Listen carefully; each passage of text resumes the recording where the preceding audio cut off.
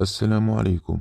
تمكن أمن ولاية البيض من الإطاحة بعصابة أحياء قامت باختطاف فتاة تبلغ من العمر 21 سنة من حي سكني بوسط المدينة.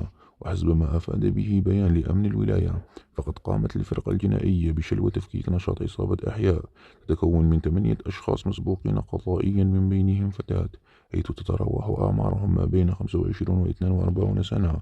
العصابة وحسب المصدر ذاته قامت باختطاف فتاة تبلغ من العمر 21 سنة بالتهديد والعنف، مع توافر ظرف الليل واستحضار مركبة.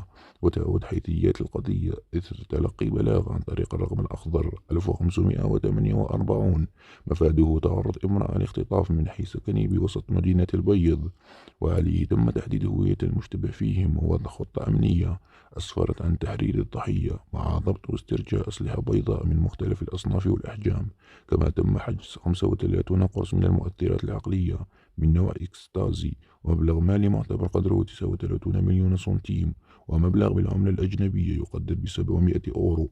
يضيف البيان: وبعد الاستكمال الإجراء القانونية تم إنجاز ملف قضائي بخصوص القضية وتقديم الأطراف أمام النيابة المختصة، أين صدر في حقهم أمر بالإيداع للمؤسسة العقابية.